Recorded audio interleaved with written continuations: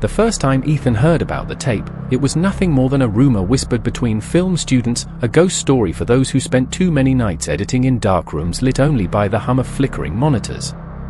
They said it was a cursed project, a student film so strange it was confiscated by the university decades ago after the creator vanished without explanation. Most brushed it off, but Ethan was the kind who chased urban legends, hungry for anything that could make his next documentary stand out. So, when he stumbled upon an unmarked black VHS box in a locked media archives labeled only with a strip of red tape that read "Do not watch this tape after midnight," curiosity overruled common sense. The rumor about the tape had been circulating for years, an urban legend born in the dusty corners of the university's film department. No one knew exactly where it started, maybe from an older professor who'd been around too long or a grad student who swore they'd seen something they couldn't explain. It was always passed along like a secret initiation, the tale of a film project so disturbing, so wrong, that the university sealed it away in the archives, forbidding anyone to ever screen it again. The story changed with each retelling. Some said the director went insane after finishing it, while others claimed he disappeared entirely, leaving nothing but reels of unmarked footage behind.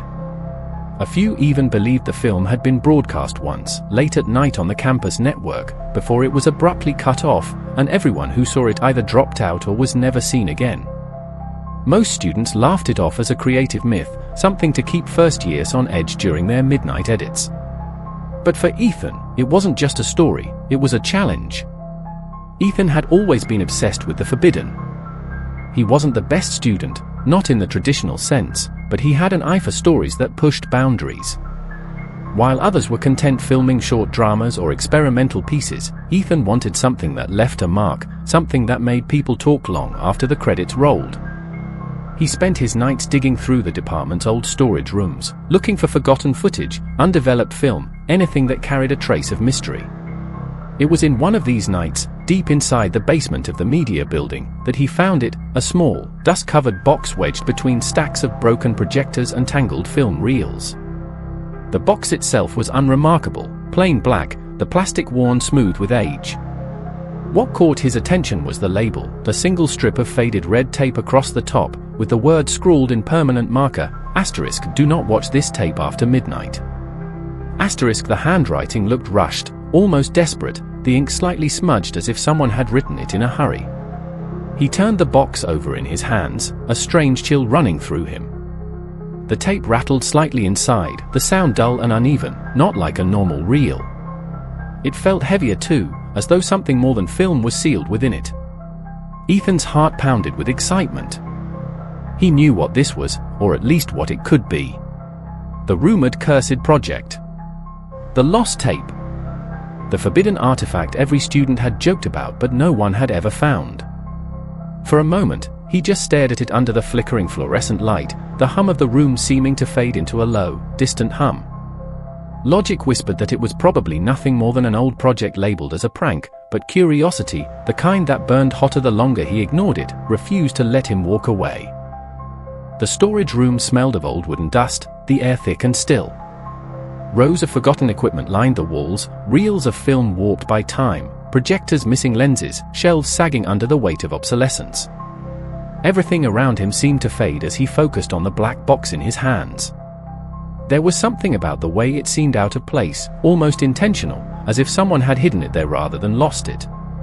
A faint sense of being watched crept over him, irrational but persistent. He half expected someone to walk in and tell him to put it back, but the basement was silent except for the steady buzz of the overhead light. Ethan carried the tape back to his dorm like it was treasure. The walk through the empty corridors felt longer than usual, the echoes of his footsteps strangely hollow. Every so often, he glanced down at the box, the red label seeming to glow faintly under the dim hallway lights. "Do not watch this tape after midnight." The words looped in his mind like a chant, daring him, mocking him. He tried to convince himself he'd wait until morning, maybe even watch it with friends, but deep down he already knew he wouldn't. The idea of being the first to uncover what everyone else had only whispered about was intoxicating. It was the kind of find that could define his career, the perfect centerpiece for the horror documentary he'd been planning. When he reached his room, the clock on his desk read 10:58 p.m. He set the box beside his monitor, telling himself he'd just look at it until he finished editing his current project. But as the minutes crept closer to midnight, his focus drifted again and again to that red strip of tape. The silence of his room pressed in around him, broken only by the soft whir of his computer fan.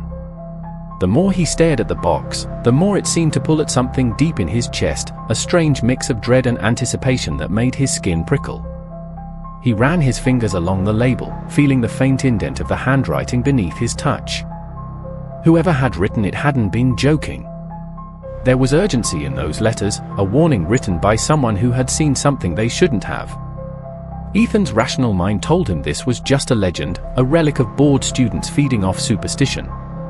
But another part of him, the part that lived for the thrill of uncovering the unknown, couldn't let it go.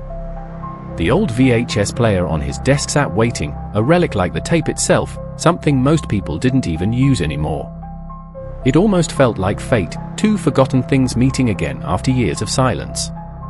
Ethan leaned back in his chair, eyes fixed on the tape, the hum of the building's old wiring echoing faintly in his ears like a heartbeat. He didn't know it yet, but the moment he found that box, something had already shifted around him. The story wasn't just about the tape anymore. It had started watching him back the moment he touched it. Ethan told himself he would wait until morning to play the tape, but the thought gnawed at him with every passing minute. Midnight had always felt like a threshold, a quiet, fragile hour where the world seemed to hold its breath, suspended between what was real and what wasn't.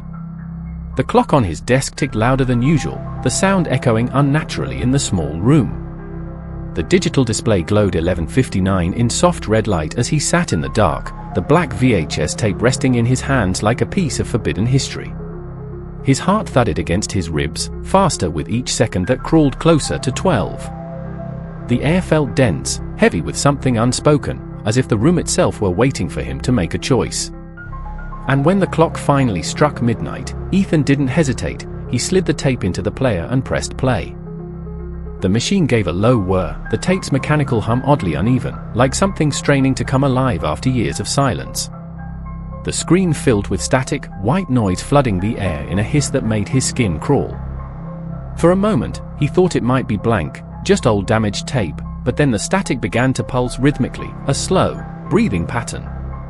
The image flickered, stretching and collapsing in waves before a faint shape emerged through the interference. A dimly lit room appeared, its walls the color of ash, the wallpaper peeling in long, curled strips. In the center stood a single figure, motionless. The lighting came from nowhere visible, casting long shadows that bled into the corners of the frame. The figure's face was pale, almost featureless at first, but then it lifted its head, eyes dark and unblinking, staring directly into the camera. It wasn't an actor's gaze.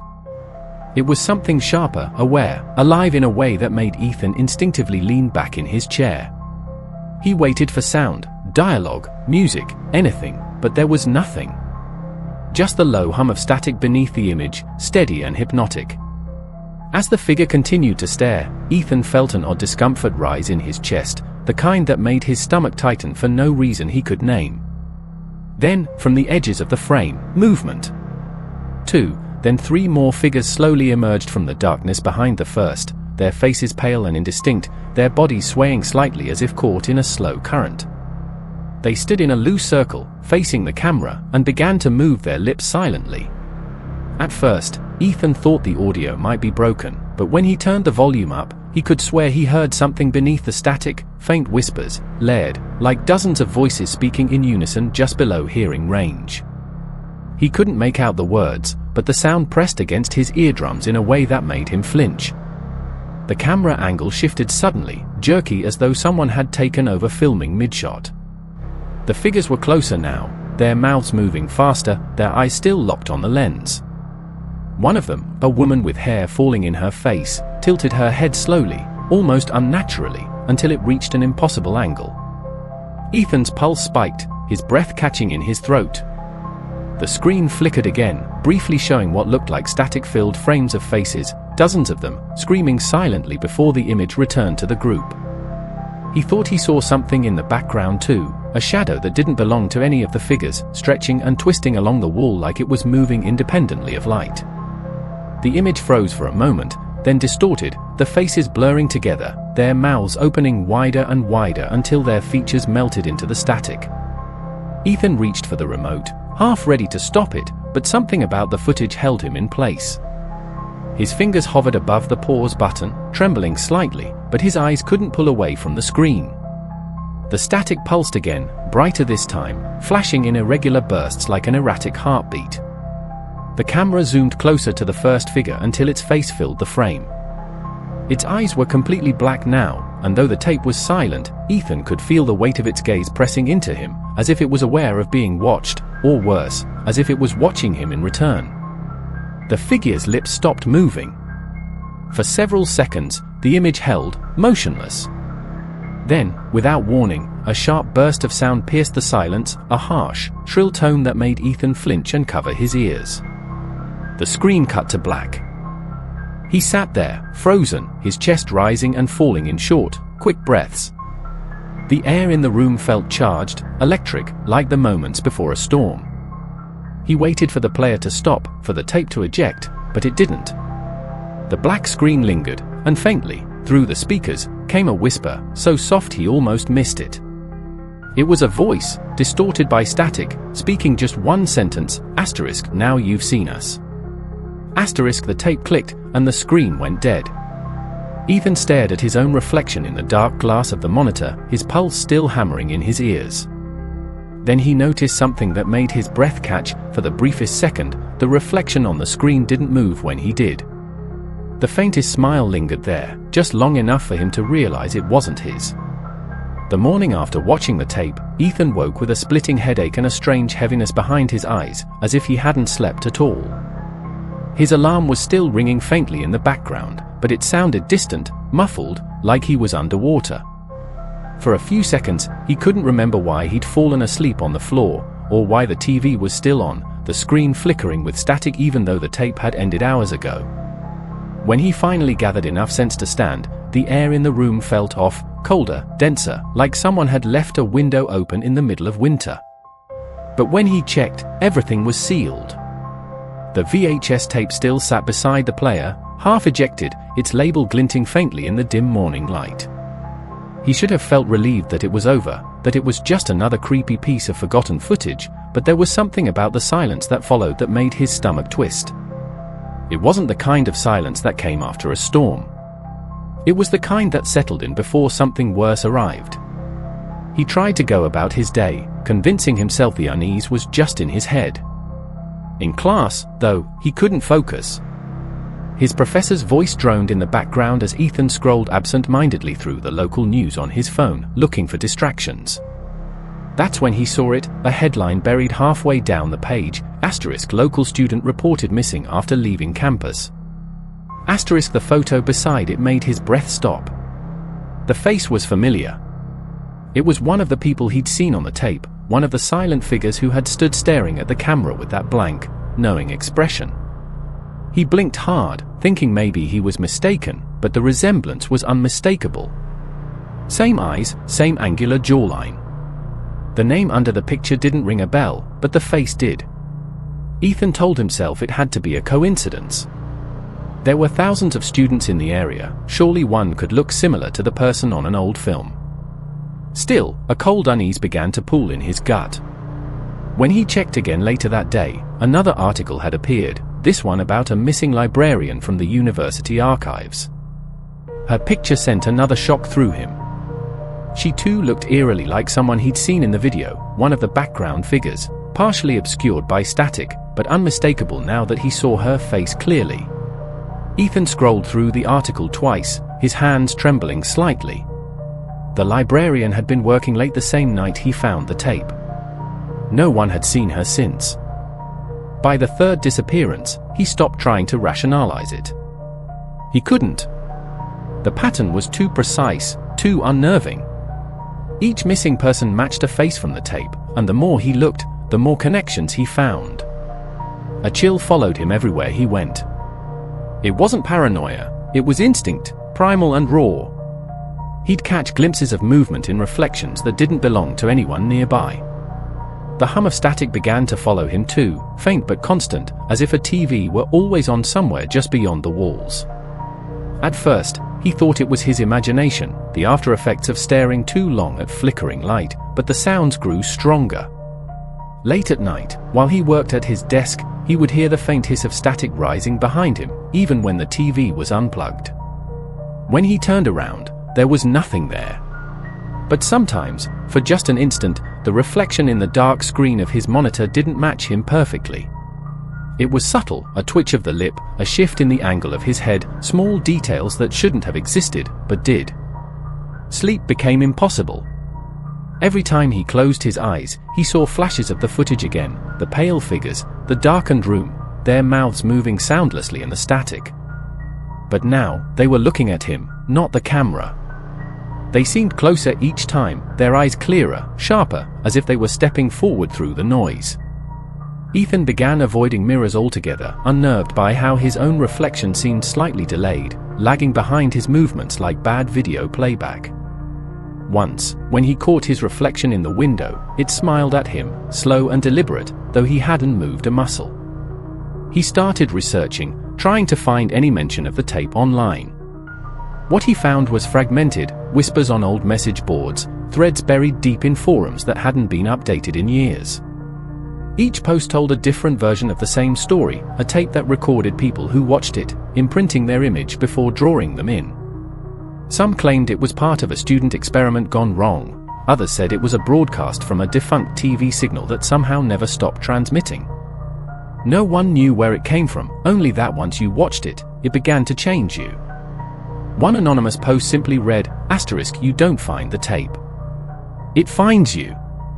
And when you see yourself on it, it's already too late. *. The words hit him like a cold wave.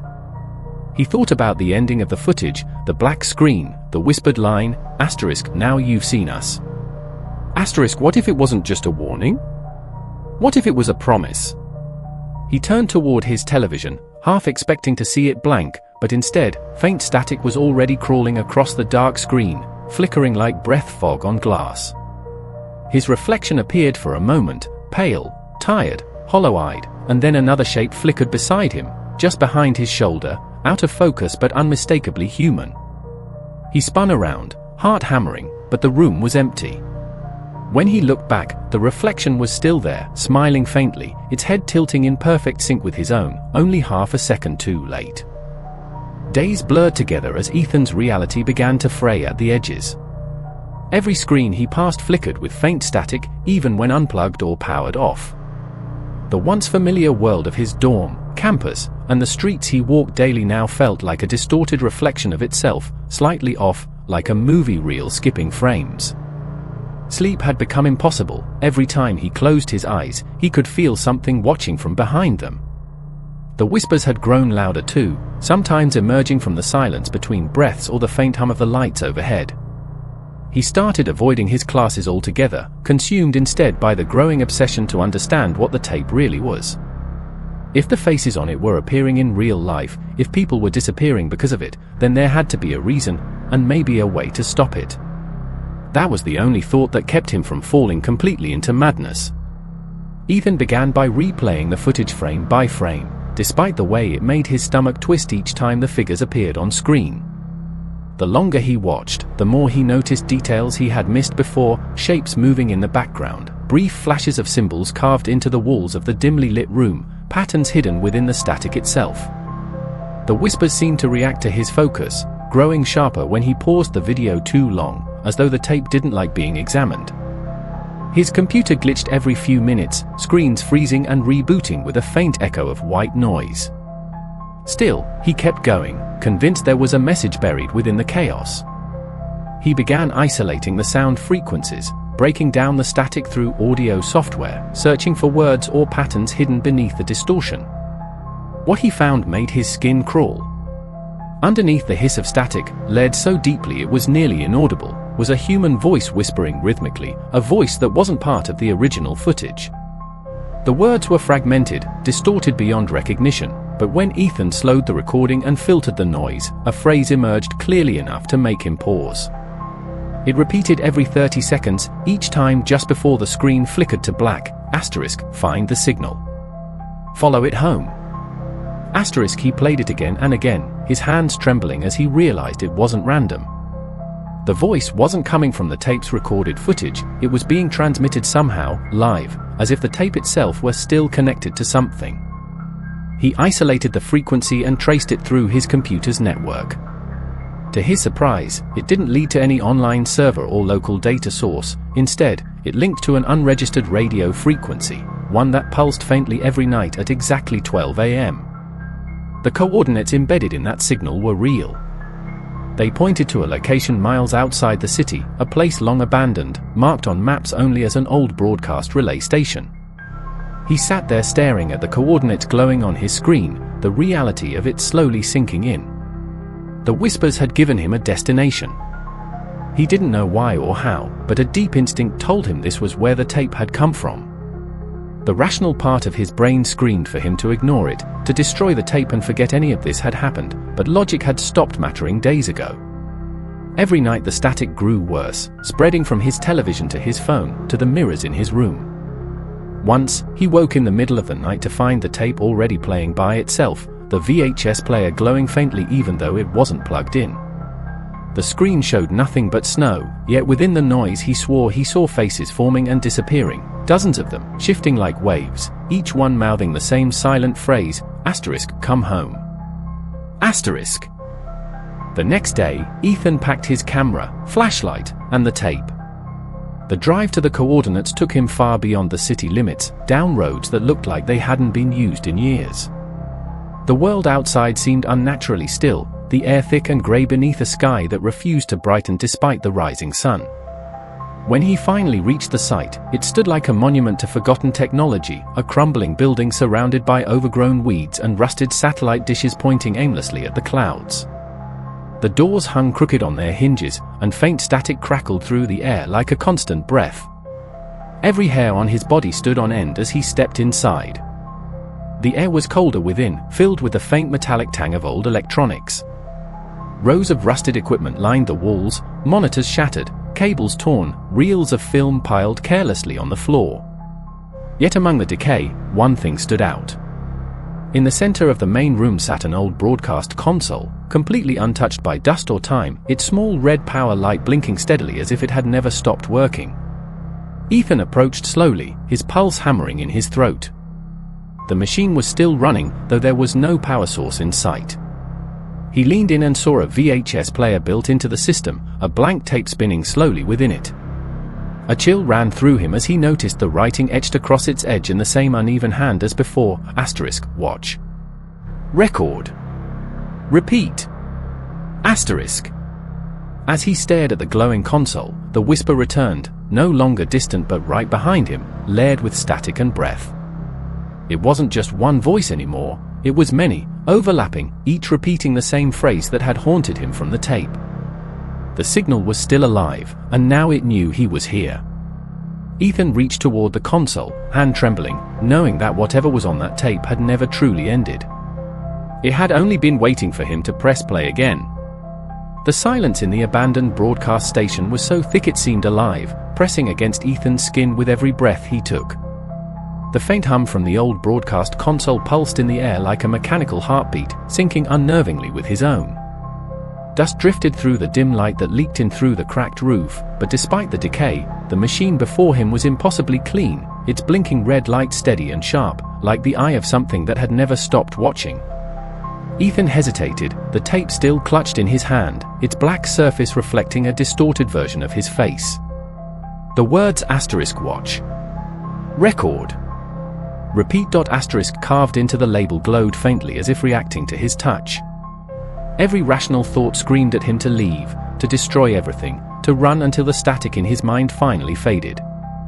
But beneath that fear was something stronger, curiosity, that same reckless hunger that had brought him here in the first place. It was no longer about documenting the story.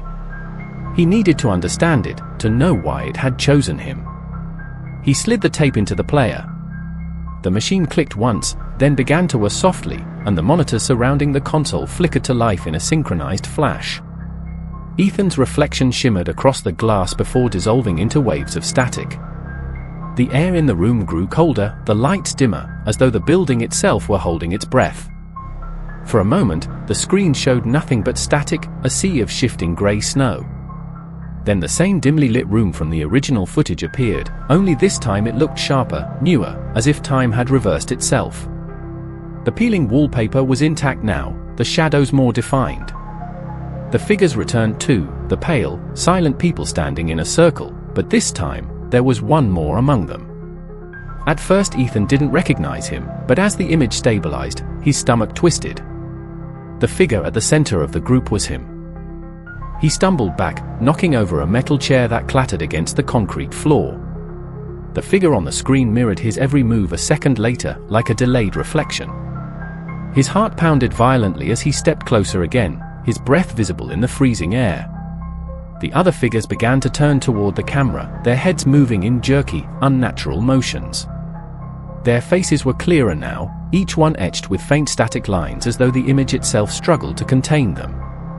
Their mouths began to move again, silently forming words he couldn't hear, but the whisper started almost immediately after, faint, layered, and impossibly close.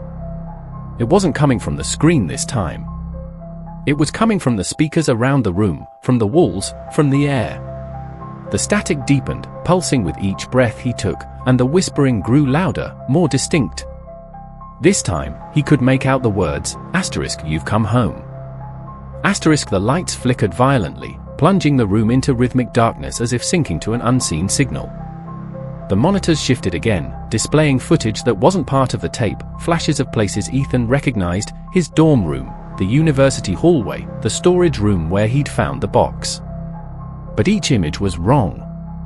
In every shot, he was there, standing still, staring directly into the lens. Sometimes he was smiling. Sometimes he wasn't. He reached toward one of the screens, his fingers trembling, and when his hand brushed the glass, the static rippled outward like water. A low rumble echoed from the console, and the floor beneath him began to vibrate faintly. The signal on the monitors flickered, and suddenly all the screens focused on a single frame, the broadcast console itself. On the screen within the screen, Ethan watched himself standing in the exact position he was in now, the same room, the same angle, as though the tape was recording in real time. He turned instinctively, and his stomach dropped when he saw a small red light glowing faintly atop one of the cameras in the corner of the room. It was recording him. He hadn't noticed it before, but now that he saw it, he realized the entire room was wired, old cameras, hidden behind cracked walls and loose ceiling panels, all pointed toward the console. He was no longer just watching the tape. He had become part of it. The whispering rose into a chorus of distorted voices, overlapping and echoing through the station. The temperature dropped further, his breath coming out in short, visible bursts. On the screens, the figures moved closer to his mirrored self, surrounding him in a perfect circle. Their faces were blurred now, merging together into something shapeless, their mouths still forming silent words. Ethan tried to eject the tape, but the console resisted, the button jammed as the machine's whirring grew louder. Panic clawed through him as the walls seemed to bend inward, the static crawling over the surfaces like a living thing. Then, the voice returned, singular, clear, cutting through the chaos like a blade. It was his own voice, but deeper, distorted, speaking from the monitors, *, every broadcast needs a signal. Every story needs a witness. *. The static surged, engulfing every screen until they all turned white. The noise was deafening, vibrating through the walls, through his bones, until it abruptly cut off, leaving behind an unbearable stillness. When the silence finally settled, the monitors displayed only one image, the broadcast console, empty. The tape had ejected itself, smoke curling faintly from the machine slot. Its label had changed. The words *watch. Record. Repeat. * were gone, replaced by a new line written in fresh, wet ink, * Ethan Rowe, 12 a.m. broadcast. Outside, miles away from the abandoned station, every television tuned to static for exactly 1 minute. Those awake to see it swore they caught a glimpse of a man's face flickering through the noise, pale, expressionless, his eyes locked onto the camera as he mouthed something no one could quite make out. The next morning, Ethan's car was found parked just outside the station's gate, the keys still in the ignition.